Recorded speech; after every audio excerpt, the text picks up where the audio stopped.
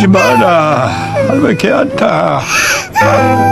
Film bercerita tentang kehidupan seorang kakek bernama Kim Hak-soo yang hidup bersama dengan dua orang cucu kesayangannya. Cucunya yang pertama seorang anak laki-laki bernama Kim Dok-gu, sedangkan yang kedua seorang anak perempuan bernama Kim Dok-hee. Sehari-hari kakek Kim bekerja serabutan sebagai tukang cuci piring di sebuah rumah makan. 배고는 보너스. 고맙다. Pemilik rumah makan itu kita panggil aja ya bos pelit, tidak pernah menambah upahnya pada kakek Kim. Meskipun demikian, dengan upah segitu yang bisa dibilang cukup untuk makan sehari-hari bersama dengan kedua cucunya itu. Untung saja si bos pelit mempunyai seorang istri yang tidak pelit seperti dirinya. Karena dengan baik hati istrinya itu selalu membawakan makanan untuk kakek Kim dan untuk cucunya di rumah. 할배, 반찬. 늦었어. 아이고, 할배. Tiba-tiba, kakek Kim teringat kalau ia harus menjemput cucunya Dok-hee di taman kanak-kanak. Lalu setelah itu sambil menggendong cucunya Dok-hee, kakek Kim berjalan kaki untuk segera pulang. 오늘 일부러 그런 게 아니고 저 엄청 신막히가. Singkat cerita, malam pun tiba. Seperti biasa, hari-harinya dengan penuh kasih sayang, kakek merawat serta mengurusi kedua cucunya itu. Mulai dari makan, mandi, dan segala yang dilakukan olehnya. 똑같습니다. 버뜩 들어가자.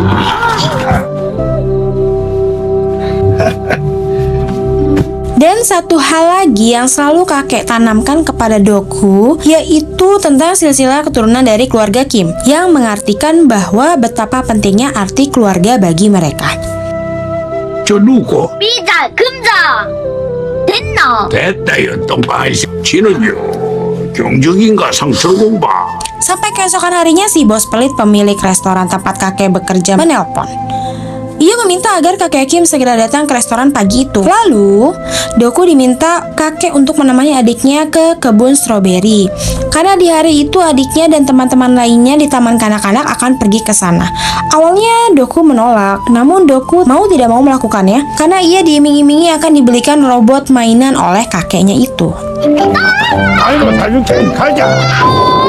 Lanjut di hari itu, keadaan restoran sedang ramai-ramainya pengunjung. Maka dari itu, kerjaan kakek Kim menjadi semakin banyak. Di usia seperti itu, melakukan pekerjaan tersebut tentunya sangat-sangat melelahkan. 아니 빨리. 여기 요거 오늘 급하 닦은 거 36,000원. Lalu dengan upah yang sudah diterima kakek selesai pekerjaannya itu, kakek sengaja menyempatkan diri untuk mampir di sebuah toko mainan untuk memenuhi janjinya pada Dok-gu dengan membelikannya mainan. Namun karena harganya yang terlalu mahal, sang kakek pun berubah pikiran. 그 로봇 뭐더라? 그 앞에 작은 거는 23,000원요. Setibanya di rumah, di mana saat itu kedua cucunya sudah menunggunya pulang, terutama dengan Dok-gu yang langsung menagih mainan yang sudah dijanjikan sebelumnya. Namun melihat kakeknya yang pulang hanya membawa makanan saja membuat Dok-gu ngambek dan meronta-ronta. Karena ya biar bagaimanapun daripada beli mainan yang harganya mahal, mereka lebih membutuhkan makanan daripada yang lainnya. Sampai di malam hari pun Dok-gu masih saja menekuk wajahnya pada kakek. Sampai kakek kembali berjanji padanya. Sebelum Dok-gu mulai masuk sekolah minggu depan, kakek akan belikan mainan yang diminta cucunya itu. 그전에 다일로 진짜 사줄게. 이제 좀 풀렸나? Kemudian di saat yang sama tiba-tiba datanglah seorang pria ke rumah kakek. Orang itu bernama Jong Ho. Ia merupakan seorang dokter langganan keluarga Kim dan biasa menangani masalah kesehatan kakek Kim. Lalu kedatangannya di sana bertujuan untuk memberitahukan kakek kalau hasil pemeriksaannya yang terakhir menyatakan bahwa kakek Kim mengidap kanker paru-paru dan harus segera dioperasi. 수술합시다.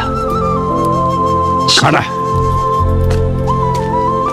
Esok paginya seperti biasa kakek mendatangi restoran di mana tempatnya bekerja. Namun ternyata pada hari itu restorannya sedang sepi pengunjung, yang berarti tidak ada yang bisa dikerjakan olehnya.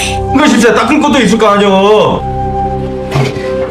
Lalu kakek Kim berinisiatif untuk mampir ke sebuah kantor asuransi yang tujuannya adalah untuk sekedar mengecek berapa total asuransi kematian yang akan ia peroleh apabila kakek meninggal dunia nanti. Dan ternyata asuransi kematian yang bisa diklaim setelah meninggal nanti jumlahnya cukup lumayan. Namun sampai di sini masih belum jelas apa yang akan dilakukan kakek dengan uang itu. Di tempat lain terlihat Dokgu sedang bermain bersama dengan Jong-hun dan yang lainnya di lapangan. Tak lama dari itu karena kesal, Jong-hun mengatakan kalau ibunya Dokgu pergi dari rumah karena telah membawa kabur uang ayahnya yang telah meninggal. Tak terima dengan perkataan itu, akhirnya Dokgu dan Jong-hun pun berkelahi. 야, 근데 그거 알아? 얘네 엄마 아빠 잡아. Setelah itu, Dokgu jadi terus memikirkan soal perkataan Jong-hun tadi, di mana ia jadi teringat kenangannya bersama dengan sang ibu saat ibunya itu masih bersama-sama mereka. Sampai pada akhirnya Dokgu memberanikan diri untuk menanyakan hal tersebut kepada kakek Kim. Namun kakek Kim tidak menjawab apapun pada saat itu. 할배. 와, 야, 근데 그거 알아? 얘네 엄마 아빠 잡아. 봐라, 어떤 주제이고? 어이? Saat itu di taman kanak-kanak terlihat si kecil Dokhi sedang duduk sendirian menunggu kedatangan sang kakek untuk menjemputnya. Satu persatu teman yang lainnya sudah pulang bersama dengan orang tua mereka yang datang menjemput. Di wajah kecilnya yang polos itu tersirat perasaan iri terhadap teman-temannya karena mereka dijemput oleh ibu mereka. Hingga saat sang kakek datang pun Dokhi masih terlihat ngambek bahkan menolak permen yang ditawarkan oleh kakeknya. 골라봐라. Sementara itu, Jong-hun kehilangan gamebot miliknya. Tapi ternyata gamebot miliknya itu ada dalam loker milik Dokgu. Sehingga kakek Gubok memarahi Dokgu dan memintanya untuk jujur mengakui perbuatannya itu lalu minta maaf. 사람이 잘못을 했으면 잘못을 했다 말을 해야. Dokgu tidak merasa kalau ia telah melakukannya sampai ketika saat itu kakek Kim datang menanyakan apa yang terjadi. Dengan tegas kakek Kim memarahinya bahkan sampai memukul kaki Dokgu menggunakan sebuah rotan. 네 게임기 훔친다. 어이? 하루가 몇 번 말하지? 네 장손이 우리 집 네가 훔친 것도 아니지 와 말 못하노? Keesokan harinya Jong-hun datang menemui Dokgu di lapangan untuk meminta maaf karena ulahnya kemarin yang telah memfitnah Dokgu. Mengambil gamebotnya itu membuat Dokgu dihukum oleh kakeknya. 나 때문에 맞았으니까 때려. 10대만. Dokgu yang baik hati lalu memaafkan Jong-hun sampai akhirnya mereka akrab kembali seperti sedia kala. Dan bahkan sebagai permintaan maafnya, Jong-hun meminjamkan mainan gamebotnya itu kepada Dokgu. Dan gara-gara terlalu asik bermain game, kakek Kim sampai harus memarahi Dokgu karena ia susah untuk disuruh tidur. Tapi di sisi lain, diam-diam si kecil Dokhi tengah asik mencongkel pecahan cat tembok lalu dimakannya. Hal itu langsung disadari oleh sang kakek lalu segera menghentikan apa yang dilakukan oleh cucunya itu. 야, 네 이놈아 와 먹노? 배고프나? 나안 그치나? Pagi hari, Jong-hun bersama teman yang lainnya datang ke rumah Dokgu untuk mengajaknya bermain di luar. Dokgu merasa bingung karena kakeknya sudah pergi kerja. Dan pada saat itu juga ia diberi tanggung jawab untuk menjaga adiknya di rumah yang masih tertidur lelap. Tak kehabisan akal, Dokgu mengganjal pintu rumahnya dengan sebuah sendok. Lalu ia berpikir saat itu adiknya yang masih tertidur pulas, lalu ia bisa mencuri-curi waktu untuk bermain bersama teman-temannya.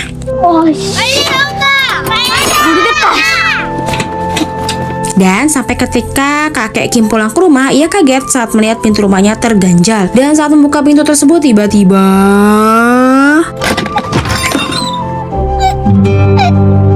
mulut si kecil Dokhi berbusa seperti keracunan sesuatu.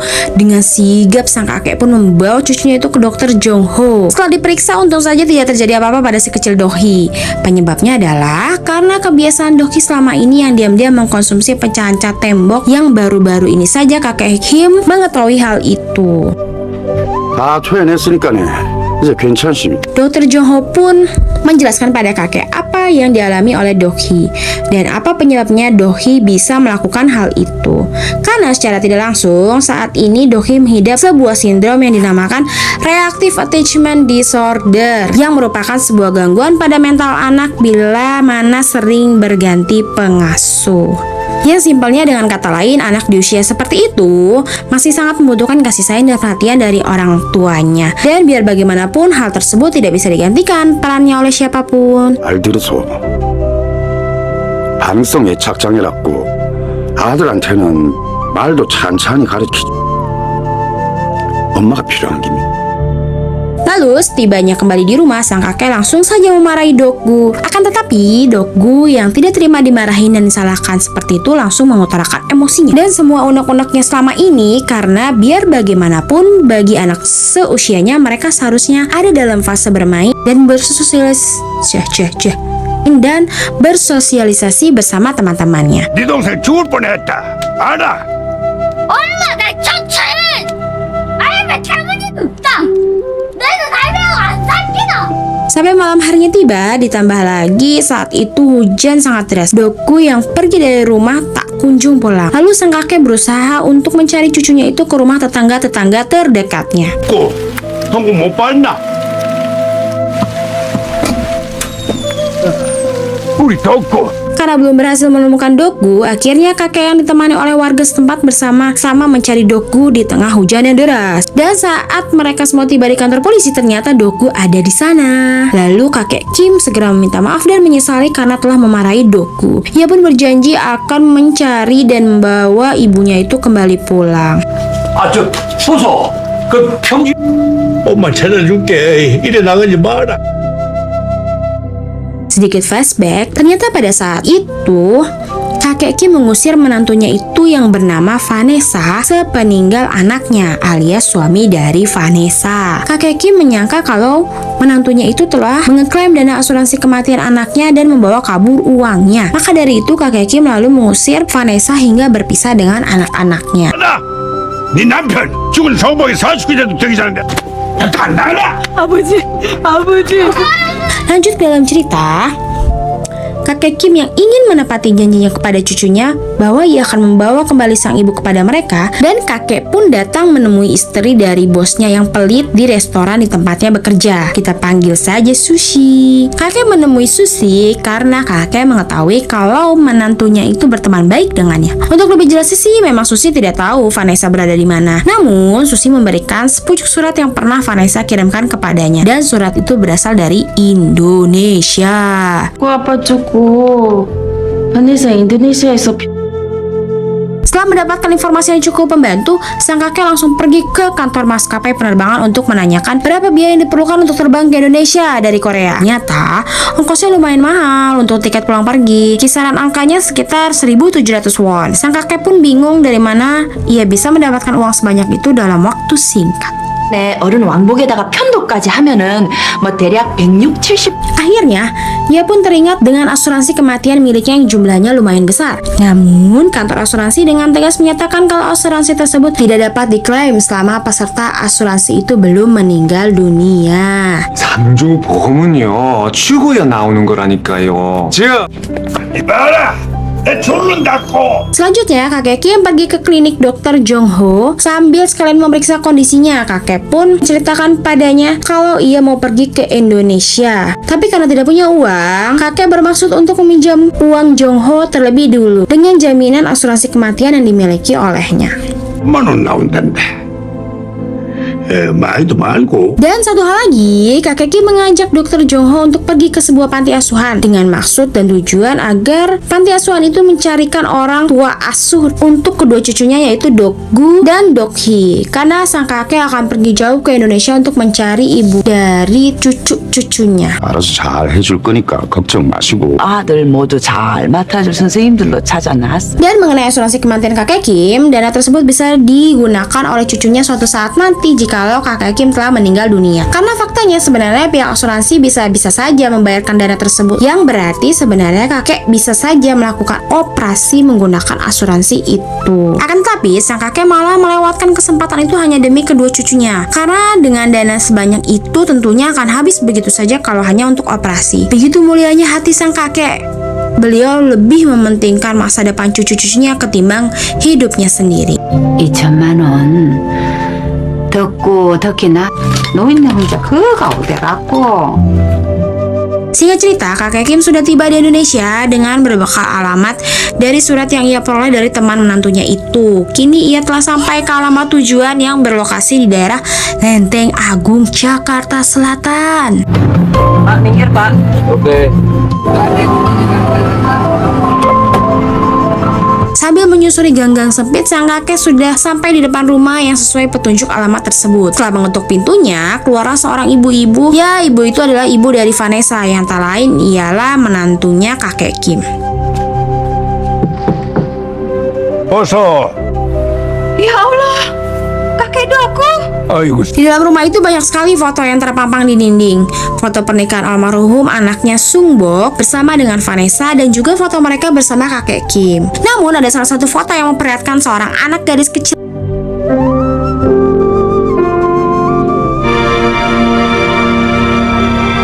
Gadis tersebut juga ada di rumah itu dan hanya diam saja sedari tadi. Tujuan kakek Kim datang ke sana untuk mencari Vanessa.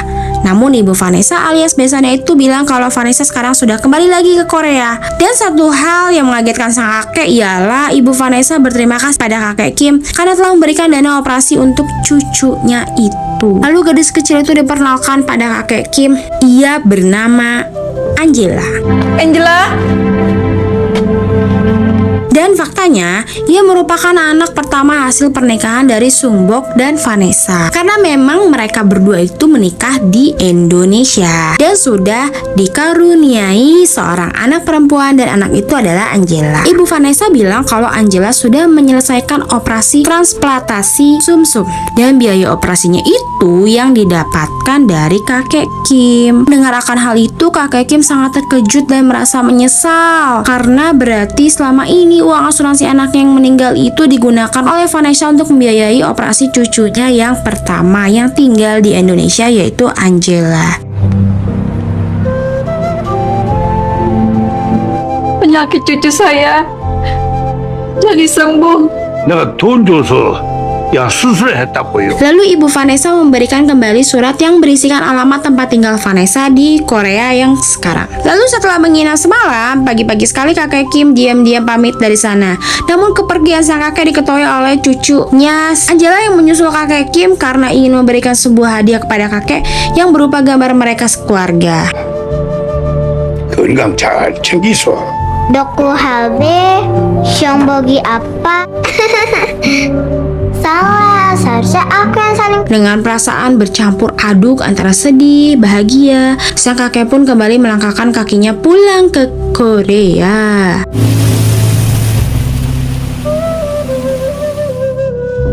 Sementara itu Dokgu dan Dokhi yang tengah bersama orang tua asuhnya terlihat begitu canggung meskipun semua keinginannya selama ini seperti mainan yang banyak, makanan yang enak, dan juga apapun itu sudah didapatkan bersama orang tua asuhnya itu. Akan tapi tak bisa dipungkiri kalau Dokgu dan juga Dokhi merasa sangat rindu kepada sosok kakek Kim.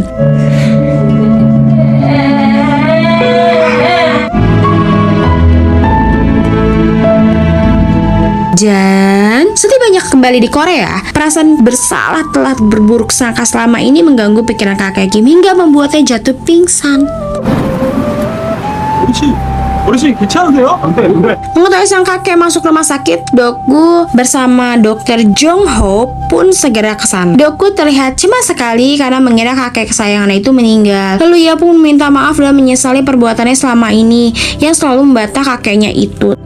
할배, 미안하다. 약속할게. 응? Ternyata sang kakek sudah tertidur karena memang butuh istirahat. Dan saat Dokgu menyelimuti kakeknya dengan jaket, tiba-tiba surat yang dibawa kakeknya itu jatuh. Dokgu pun mengambil surat itu lalu pergi. Setelah ia membaca ada nama ibunya Vanessa berikut dengan alamatnya. 여기 어디예요?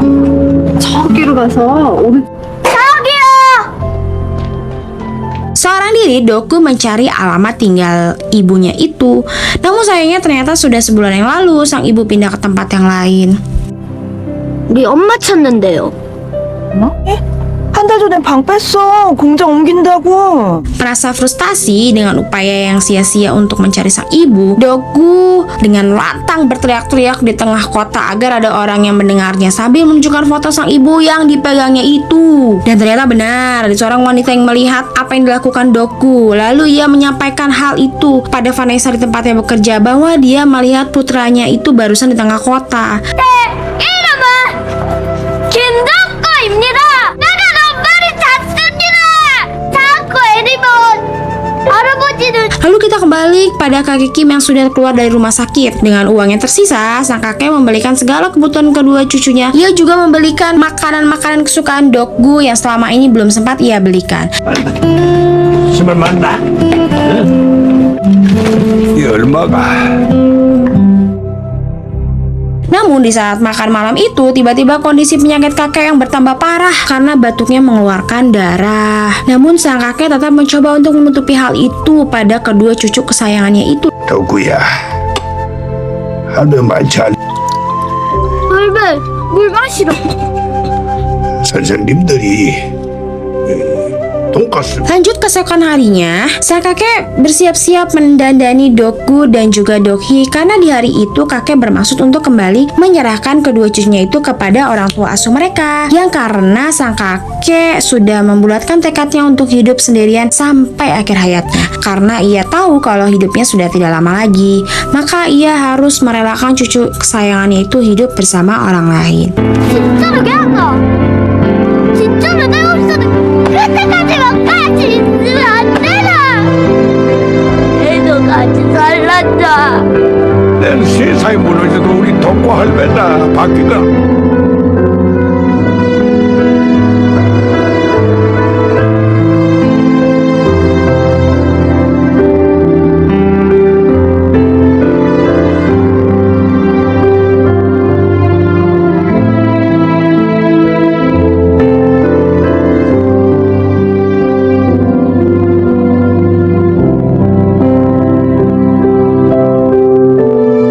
Keesokan paginya sang kakek cuma bisa merenungi nasibnya yang kini hanya tinggal seorang diri tanpa ada yang mengurusnya dan tak ada orang-orang tersayang di sisinya. Kakek Kim hanya bisa menunggu kapan tiba saatnya ia pergi meninggalkan dunia ini. Akan tetapi tiba-tiba anjing peliharaannya yang ada di luar menggonggong terus. Lalu kakek Kim memeriksanya keluar rumah dan ternyata di sana ada sosok Vanessa yang datang tiba-tiba. Dan tanpa mendengar penjelasan yang diutarakan oleh Vanessa, kakek Kim langsung menghampirinya lalu memeluknya dengan penuh rasa penyesalan atas kesalahpahamannya selama ini terhadap Vanessa.